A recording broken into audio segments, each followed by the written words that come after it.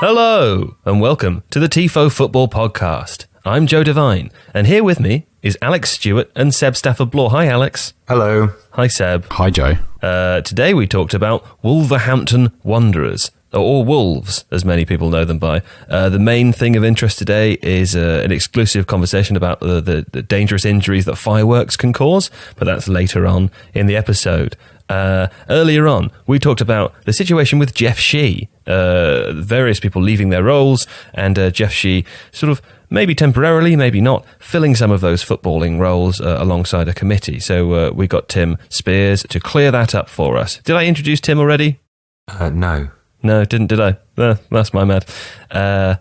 Tim Spiers, of course, from The Athletic, who writes about Wolves and is insanely knowledgeable about Wolves, joined us for this episode. And of course, I should have introduced him at the very beginning, but I didn't, because I can't do my job.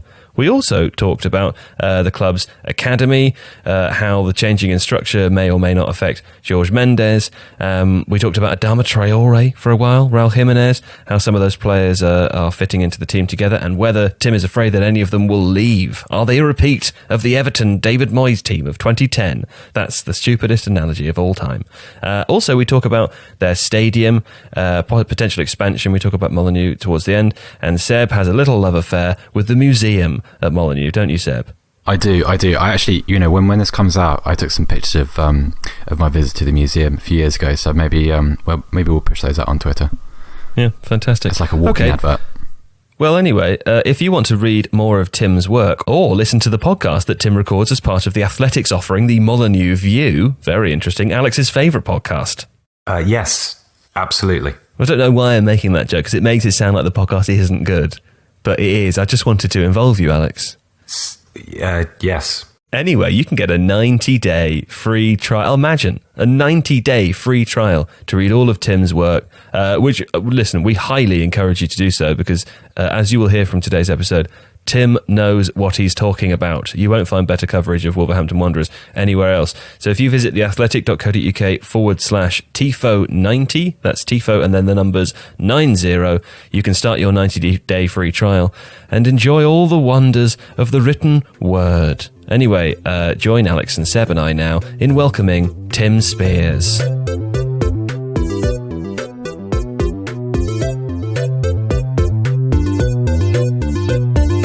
So, Tim, I think one of the most logical places to start would be the structure of the club as a whole. Over the last 18 months, obviously, Kevin Thirlwell has left. He's gone to New York Red Bulls. Laurie Dalrymple has gone. He was the managing director. Phil Hayward, the head of medical, and Gareth Prosser, who is the head of the academy. It's all within the last 18 months. And in one of your more recent articles, you discussed that you described how that the club isn't really trying to replace them, man for man, or at least, but trying to sort of pivot towards a different style of hierarchy. Can you explain a little bit more about that? It's an interesting notion because obviously Wolves are a club going places, and their rise over the last 2 years in particular has been remarkable. And yet we've seen quite a few senior staff, as you've listed there, have left and not been replaced externally. So it's I thought it was worth delving into recently to see exactly how that's worked and why that's come about. And I mean, each individual case is different, really, which I won't bore you with. But in essence, they've gone from what you'd call a pyramid structure, where Jeff Shee will talk to managing director Laurie Dalrymple and sporting director Kevin Thirlwell, and then they'll feed down instructions or whatever to people below them. Instead, now you've got, I'd say, 7, 8 or 9 heads of department have stepped up, and they all now report to Jeff Shee. So the most interesting one of these would be the sporting director Kevin Thirlwell having left in January to go to New York Red Bulls after 10, 11 years at the club. And he hasn't been replaced at the moment. And as far as I understand, there are no plans to replace him for the immediate future. And instead of one role, Jeff Shee is kind of working with like a committee of people who've stepped up. So you've got like the head of analysis, Andrew Findlay. You've got one of the chief scouts, Matt Hobbs. You've got the recruitment chief, John Marshall. These are names that won't be familiar, even to hardcore Wolves fans. But they've stepped up to form a kind of a committee that Jeff Shee is overseeing. And And they're planning on keeping this going, certainly for the kind of next transfer window. And then they'll see what the shortage of expertise is and maybe hire someone externally at that juncture. But it's a very different way of doing things. And Jeff Shi has entrusted people with new senior roles and new responsibilities. And so far, it's working for them. But yeah, it is very unusual. Certainly with losing someone of Kevin Thelwell's experience and expertise over the last kind of 10, 11 years, many years in football, for him not to be replaced is a possible kind of alarm bell on the face of it. But Wolves are very comfortable with what they're doing at the moment. Tim, can I dive in and just ask about this situation? Because it strikes me as it sounds very similar to a situation at Manchester United, where Ed Woodward appears to be, again, like working with a committee, as he puts it, with no footballing director. And we heard at that club, 2 years ago that they were talking about hiring someone for the role, and there were lots of interviews. And now we're hearing that actually that doesn't exist anymore, and that's not something they're looking for. Is it similar to that situation? I think we'll know in a few months, and I think lockdown hasn't helped. So they did start looking for a sporting director replacement and went through the usual recruitment process and had a list of candidates ready to go in what would have been late February, which apparently reportedly included Dane Murphy, the American CEO at Barnsley. And then lockdown happened, and that was all put on hold. And as the weeks have gone on, that's now been put on hold indefinitely. So if they were to start a sporting director search now, they would do so with a blank sheet of paper. And I think it's not the best time to bring in such a key figure to the whole club while you're chatting to everyone on Zoom, I suppose, would be quite a basic but important issue. And also financially, I mean, nobody knows how long this is necessarily going to go on and what the financial picture of the club is going to look like in 3 months' time. Will you be able to buy any players?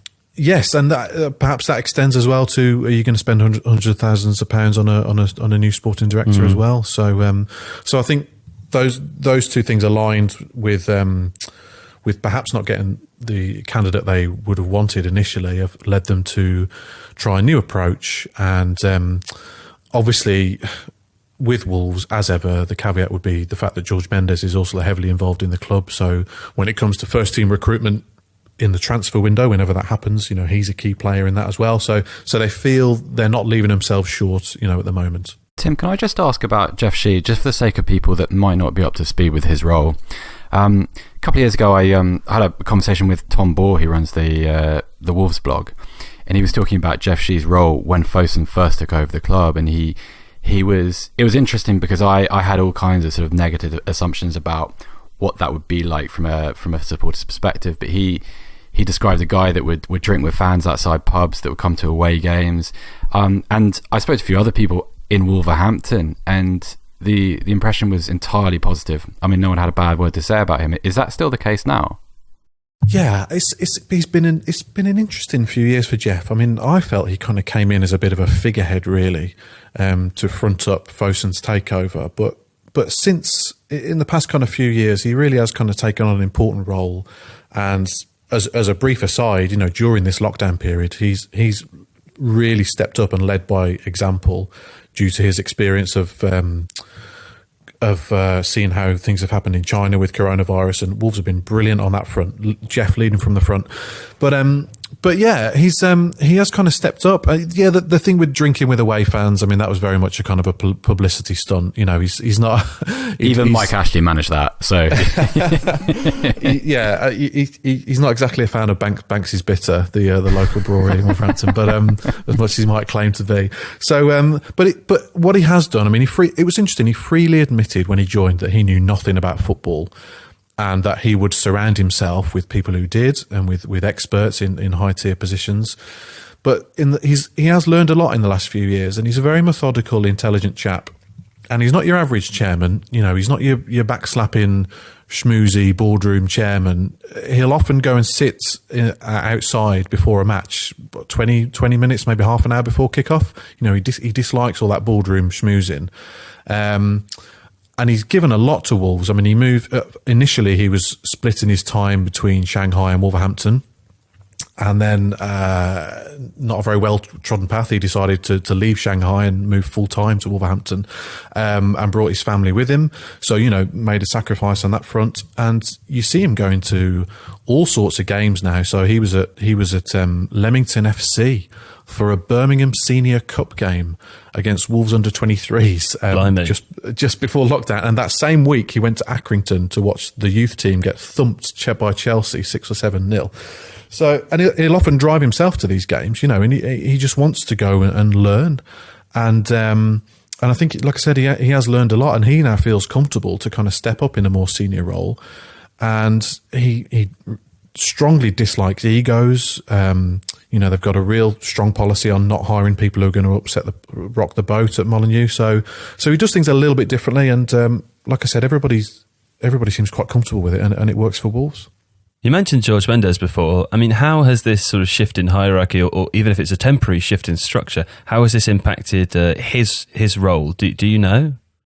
I'm not sure it's affected his role too much in particular, but I guess what you've got to remember when you're hiring a sporting director at Wolves is that they have got to live with the fact that Jorge Mendes is going to effectively sign most of the first team players.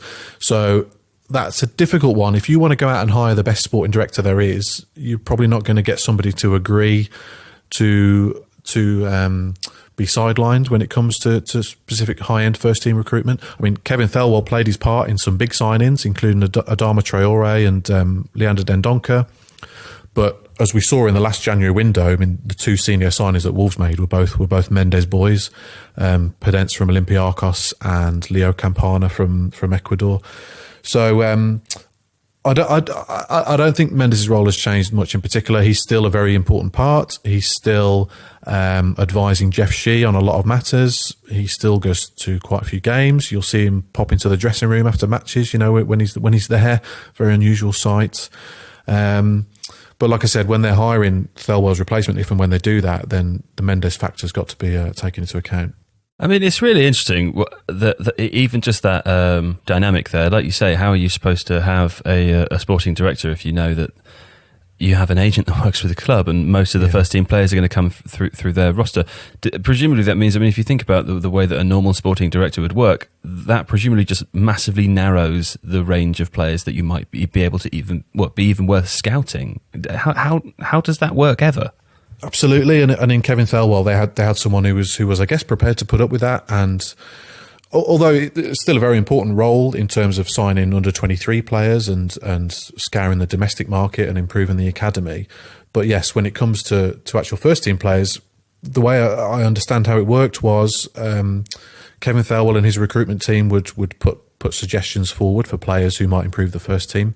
And perhaps so would Mendes, and it would be up to Nuno ultimately to decide which way he wanted to go, and that's certainly what happened in January. I know there were quite a few players put forward by Thelwell and his recruitment team that were turned down. I think Danny Olmo was one of them, and Nuno, being one of Jorge Mendes' best mates for 20 years, he's often going to side with a man who he really trusts, to get the job done. So on the face of it shouldn't work, and on the face of it, maybe the fans wouldn't be too happy about an agent having such influence over a club, but the opposite is true. Wolves fans have worn Jorge Mendes masks to an away game before, so the players are great, right? Yeah, exactly. The players are great, and look, they're having the time of their lives, and it's the best period in this club's history for 40 years. So ultimately, it might not be a traditional way of doing it by any means, but the Wolves fans are more than happy with how it's going, of course. I know Wolves have lost their head of academy. And the only player in the first team squad that's come through the ranks at all recently is Morgan Gibbs-White, who doesn't really feature a great deal. Do you think the influence of Mendes means that Wolves are much more geared towards signing first team ready players of senior experience, and that the academy has kind of taken a backward role in that? And do you think ultimately that's going to harm the development of the club going forwards? Yes, I mean, with the first team recruitment, apart from Jimenez, who I think was 28 when they signed him, they do tend to buy players in their early 20s. age 20 to 25 for 10, 15, 20 million pounds, that they see a big potential for improvement and ultimately a return on the investment that they're putting in, because Fosun are an investment firm. That's in everything they do. They look for value for money. And the academy, unfortunately, is a bit perhaps behind others in terms of being able to develop first team players, and the first team has completely overtaken the rest of the entire club in terms of the pace of change and the pace of growth. I mean, the club's playing catch up in all sorts of areas, as you can imagine. I mean, you know, Wolves have been a championship club for the vast majority of the past 3 decades. So to now be chasing Champions League football, what they hope will be on a regular basis, you know, all sorts of aspects like retail, commercial, marketing, they're way behind in terms of the levels of the clubs that they're competing with, and infrastructure and income as well. So the academy's got to play catch up, and to be fair, it has done. 10 years ago, they had about a handful of academy full-time staff, and that would now be somewhere approaching 100, I would say. But trying to produce players that are good enough for the first team from almost a standing start, you know, that are ready for top 6 Premier League football, it's almost impossible, really. So I know that they're looking to develop and invest in the academy, and they're doing things like improving the pitches. The pitches are now up to first team Molineux standard, and they've got full-time doctors, and the players will go on overnight stays now for away games. It's just little things that probably commonplace for clubs that Wolves are now competing with, but this is all very new for Wolves, and like I said, they are having to play catch up. I'd like to talk for a moment about, if we can, the sort of geographical location within which Wolves exists, because presumably I'm right in thinking, I mean, there are a lot of clubs in the Midlands. What's the catchment area like for the academy? Because, I mean, as you mentioned before, Wolves have been a championship club for a long time. Perhaps there were, you might say Villa, for example, might be a more interesting offer to a young teenager 5 years ago. Now, presumably, it's Wolves, so these things obviously take a long time to catch up. But do you think that's right with the catchment area? Yeah, historically, it's been very fruitful, and Wolves have produced many championship level players over the years, you know, directly from their academy, and obviously some who've gone on to greater heights. Jolene Lescott and Robbie Keane would be, you know, a couple of the really obvious examples. But yeah, in general, and they've got quite a lot out on loan at the moment, doing well. Dion Sanderson's gone to Cardiff. Ryan Giles has done well out on loan at Shrewsbury this season. So they've had no problem really developing championship standard players. But to like I was saying earlier, to generate players good enough for the top 6 in the Premier League is an altogether different matter, and that will involve a lot of time and investment in coaching and facilities, and perhaps we'll see that bear fruit in a few years' time. But for now, they are looking overseas at a lot of academy talents, and we've seen quite a few coming in the past couple of years. Christian Marquez is the one that they're really pinning their hopes on, who they signed from Grasshopper Zurich last year. So I think we'll see quite a lot of, as I said, Fosun are an investment firm. They're investing in the future, and I think we'll see more of this in the coming years. So, I mean, I'm just going to stick on this for a moment, and maybe there is no real answer to this question, but presumably when you are competing with other clubs to try and produce players from your academy that could be top 6 level players, you're not just talking about the local catchment area anymore. You're talking about competing, with, you know, Man City, Liverpool, Manchester United, clubs like that.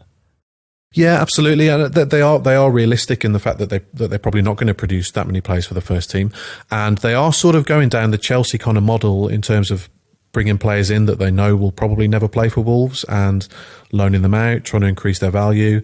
And we're starting to see that now, particularly in the last couple of years. They've got an awful lot of players out on loan, and they're trying to replicate what other clubs have done and make the academy sort of a self-sustaining business, which Scott Sellers, former Newcastle midfielder, is heading up. He's become a very prominent figure in Wolves' hierarchy in the last couple of years, and Jeff Shee values his opinion very highly, and he's been sort of entrusted with overseeing the academy over the next few years. I mean, they've got great facilities, which previous owner Steve Morgan spent a lot of money on improving. It really is fantastic what they've got down there at Compton Park. So it'll be more in terms of investing in young players, and they've got Steve Davis, ex-Crew manager, who runs the 18s, and they've got high hopes that they can bring some players through in the coming years.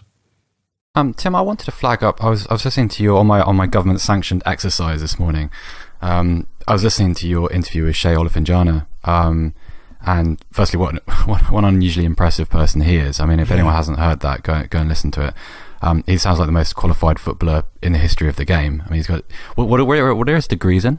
He's got a degree in chemical engineering. That's it. I think he planned to go into the oil industry when he retired from football, but as he said on the podcast, he hasn't got much use for it at the moment. Is he someone, Tim, that in this new structuring, in this new sort of horizontal hierarchy world, is he someone that the club has kind of earmarked to rise to prominence over the next few years? I think so. I think this current moment where they're looking for new senior figures probably comes too soon for him. But he's a very interesting character. Yeah, a degree in chemical engineering. He's got 2 master's degrees, one of which is in sporting directorship, and I know he's very keen to go into that in the future.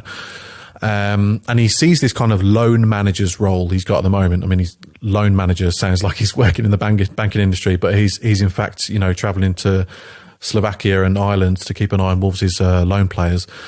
He sees that as a mini kind of sporting director role, and preparing him for the future. And whether that's at Wolves or somewhere else, I think he's certainly got the intelligence and the knowledge and the contacts to have a decent career ahead of him.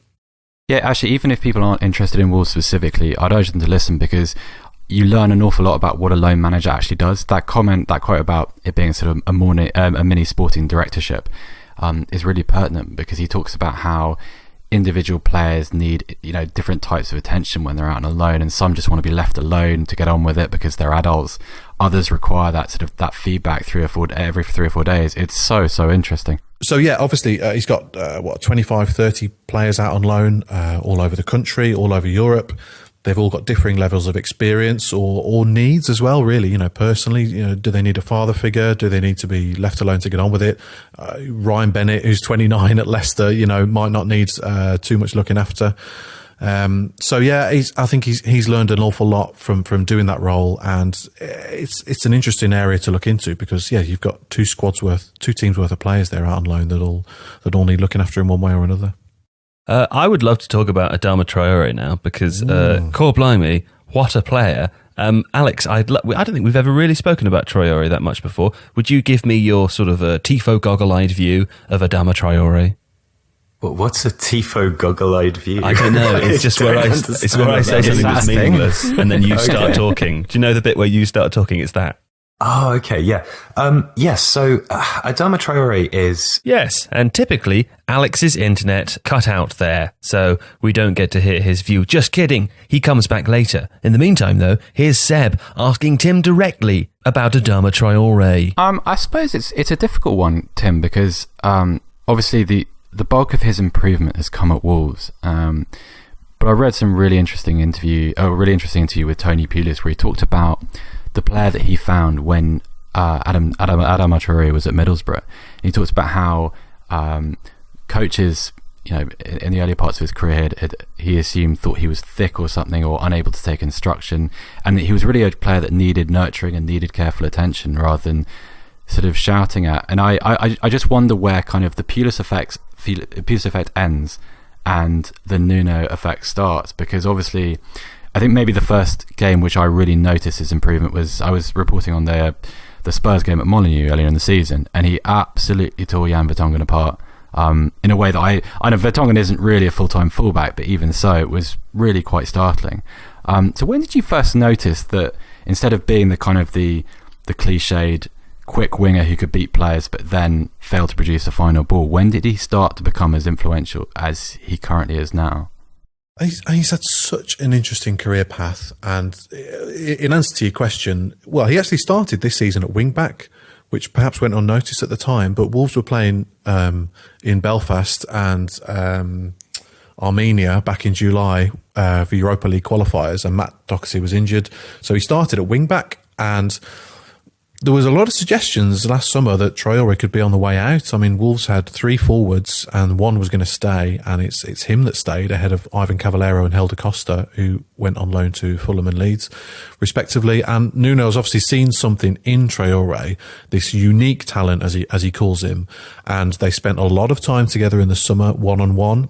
at the training ground at Compton, and Nuno was out there with his iPad, showing videos to Traoré of where he's going right and wrong, and he wasn't that popular amongst the Wolves fans last year, and his kind of contribution to the second half of last season could be summed up in the FA Cup semi-final against Watford when he came on to try and save the game and ballooned the ball into the stands. I remember at one point when Wolves had a rare opportunity to attack, and that was sort of like, Traoré again, So I think he's added a team dynamic and a defensive ability to his game. I mean, the standout game for Traoré this season was at Man City away, when he scored both goals, both set up by Raul Jimenez. He was up front, but he actually started that game at right wing back, marking Raheem Sterling out the game with his incredible pace. And I think, he's maybe been misunderstood by managers over his career. I mean, even when he was a kid at Barcelona, he used to play at right back, for the very specific reason that the goalkeeper would roll the ball out to him, and then he'd run all the way upfield and score. And that was basically the tactic. And then that was mirrored again at Middlesbrough all these years later, where I was speaking to George Friends recently, a former teammate of his, and he said the tactic was give it to Traoré and see what he can do, and he'll just take players on at will. But what people were perhaps forgetting is that he needed a bit of finesse, and he needed to perhaps come inside on his left foot sometimes instead of always going to the byline, which we've seen more of this season. And we've seen him now, he's getting his head up before he crosses the ball. Very simple things that he wasn't doing before. So Nuno and Tony Pulis, what they've both done together is put an arm around him and say, look, you've got a wonderful talent here, and maybe it's time to exert some control and not just blitz past players and then figure out what you're going to do. And he's actually slower as well. This story's been told quite a bit, but he worked with the former Olympic sprinter Darren Campbell, who said, look, you're faster than anybody at 80%. Let alone at 100%. So maybe slow down a little bit and think about what you're doing, and then you've got more control in possession. Again, it sounds very simple, but it's been very effective. How much of his improvement this might be something that Alex touches on later, but how much of his improvement do you attribute to Raul Jimenez? Because any time I've watched him live, Traoré that is, the combination between them, just in terms of not only how Jimenez moves and how he responds to Traoré when he's in possession, but also, how important someone like Jimenez is in a counter-attacking situation as the pivot around which these kind of Yotas, Traorés, players like that are able to spring. How much is about pairing him with the right kind of centre forward? Yeah, I think you're absolutely right. And, we saw that last season with Diogo Jota, who went on an unbelievable hot streak towards the end of the season. And that was down to Raul Jimenez as well, because he's so intelligent, and his movement and his passing ability and his unselfishness, for a striker who scored 22 in 44 this season, he's very unselfish, and he really is a team player. You take him out of that team, and I'd be worried about Wolves. And I think he'd fit in at bigger clubs across the world. I really would. He's got everything. He's in many ways he's the perfect striker. So yes, he's been a big assistance, as has Matt Doherty behind him.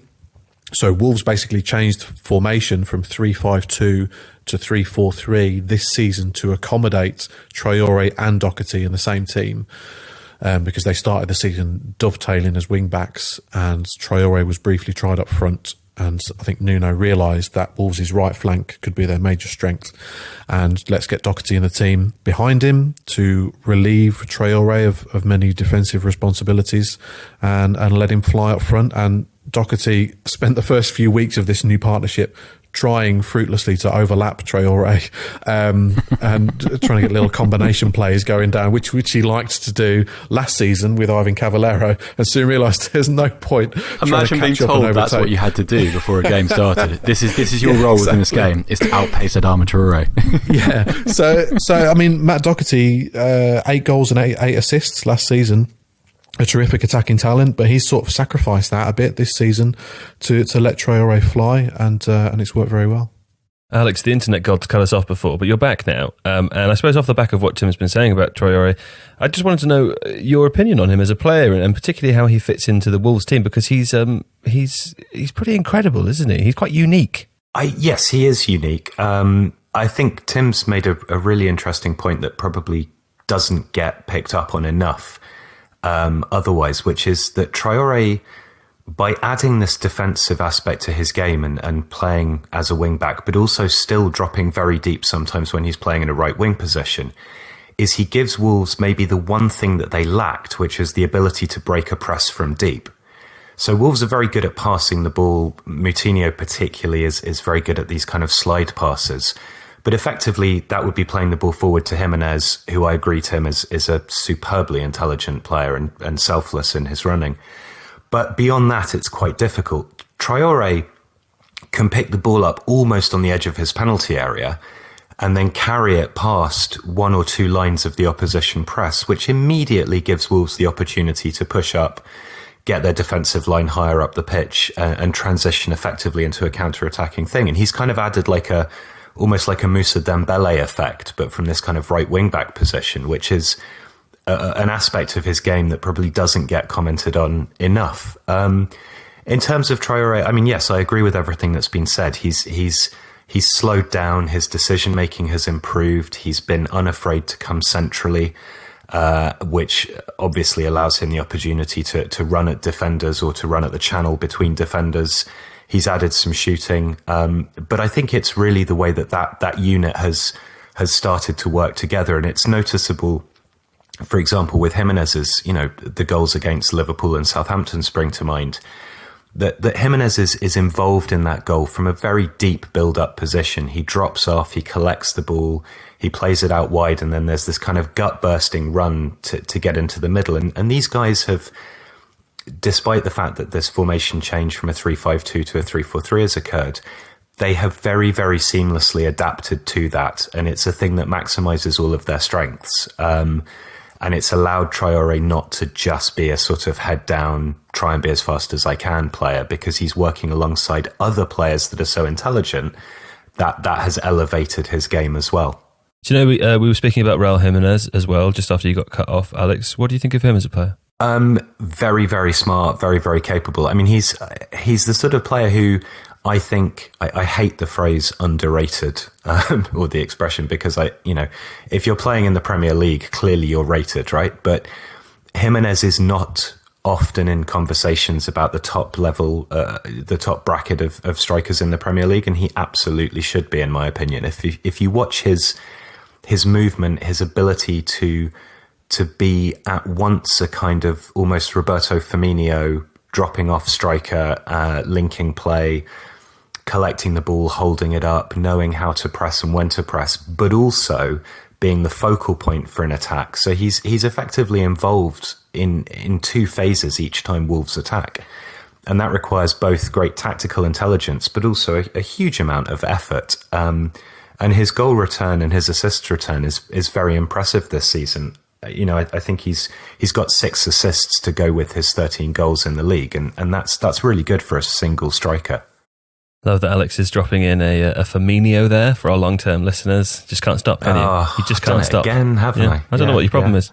Tim, I want to ask you this now, and this might seem like an odd analogy to draw, and it does sort of date me, but I always think about the Everton team of sort of 2009, and because they were like a perennial never quite making it to the top 4, they're my favourite analogy for teams who end up in this situation. And I think we used to apply it to Spurs about 4 years ago as well. A team that has a group of incredibly good players, all of whom you might think, well, that person probably could fit in at a top club across Europe, but they, for whatever reason, as part of the cycle, they're still there at Everton, and a club that manages to get a bunch of players like that playing incredibly well and being at the same club all at the same time. Wolves feels to me a bit like one of those teams, and presumably because they're performing so well in the Premier League and finishing in excellent position theoretically, that encourages players to stay and stay for a longer term project. But do you ever worry that a bit like that Everton team, or a bit like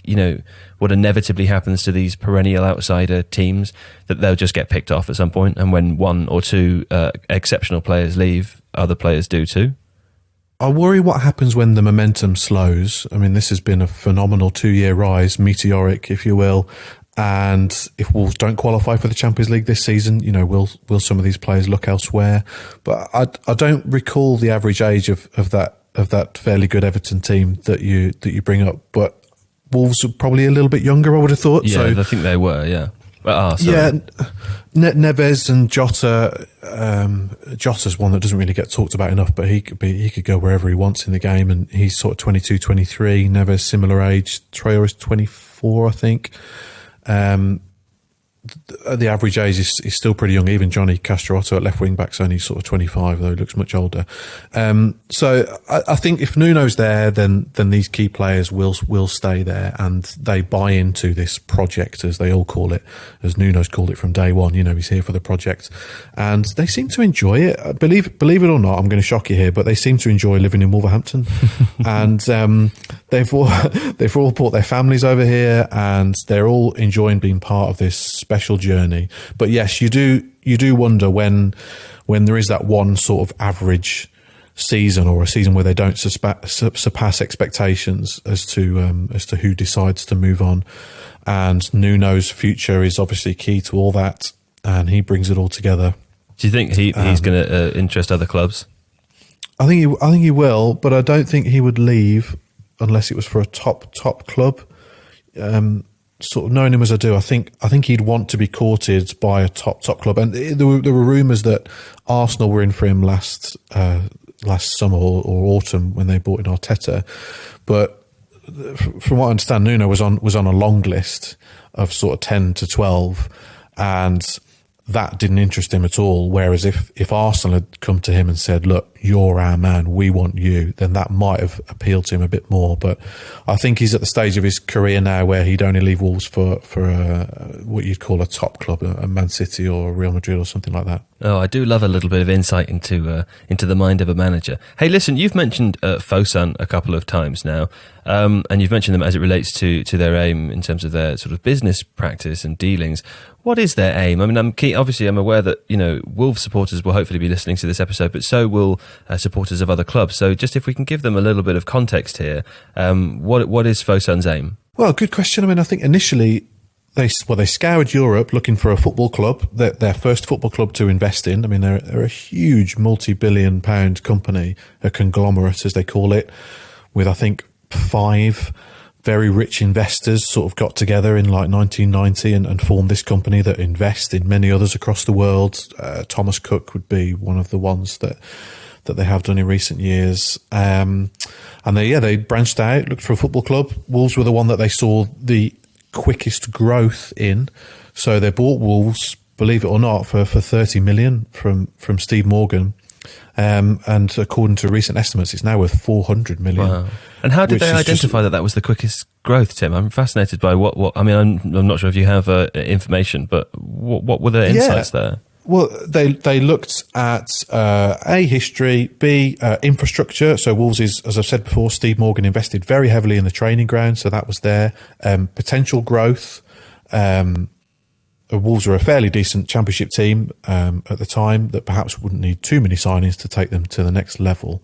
And silly things like they really like the colour of the team shirt, and they like the badge because it's very marketable, and they like the wolf and wolves, and they think that appeals and is memorable to the Chinese market. That is cool. Perhaps.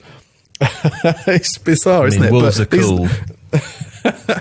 You might not think about it as an obvious thing, but yeah, that's what went through their heads. And I was in Shanghai last summer where they opened a Wolves club shop in Shanghai, and there was this bizarre sight of the wolf. I don't know if you've ever seen the Wolfie mascot that parades around Molineux. I have, yeah. So they sort of turned grizzled and terrifying. Imagine Wolfie in Chinese cartoon form, but then that imagined in real life. Oh, I mean, Connor Cody was there. I've never seen him look so spooked in his life. It was quite terrifying. So yeah, but initially they kind of stated they'd only be here for 10 years, but from recent things that Jeff Shee has said, they may be here for longer, and they've certainly become more important to Fosun. There is no doubt about that. When they obviously produce their annual accounts every year, and that comes with a nice fancy brochure. And the first year that Wolves were included in that, they weren't even mentioned in this brochure. And then last year they had a big double page spread. We're proud of Wolves. They're in the Premier League. What can we do with them? We hope to sign Chinese players, which hasn't gone very well.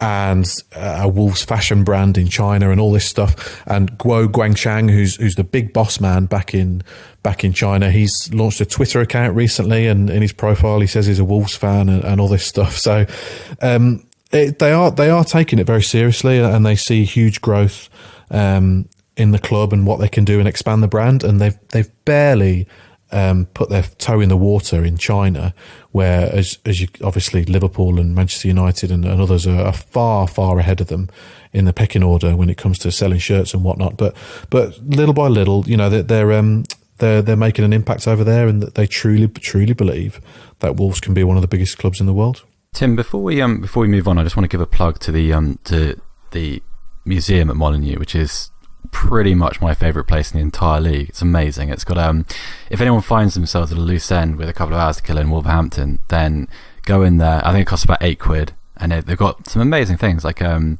the referee's whistle from the 1960 FA Cup final. They've got a penalty simulator where you can take penalties against goalkeepers of Wolves' past. How did and you do, Wayne Hennessy. I don't really want to talk about that, but let's also remember that it was the dead of winter and I was wearing Timberlands when I was in there. So let's just add that caveat. Wayne Hennessy foiled me. I did quite well against Mike Stowell. Other figures for antiquity foiled me a few times as well. I feel like you've just brought this up so that you can tell people you were wearing Timberlands.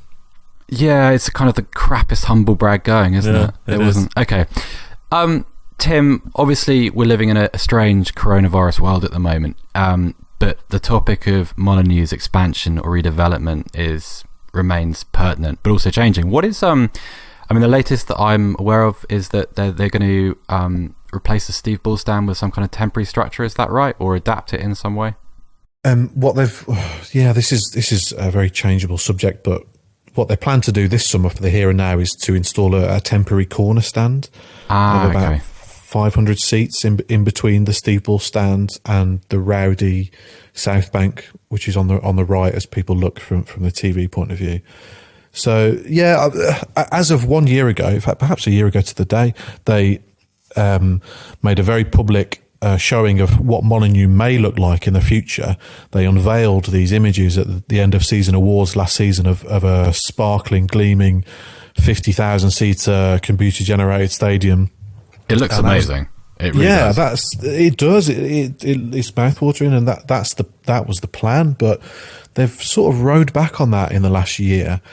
And whether this is linked to Chinese investment overseas being curtailed slightly or not, I don't know. Whether it's that big an issue, or maybe it's just the simple fact that they're not sure if they can get bums on seats. Wolves historically have never really gone above 30,000, early 40s for an average attendance.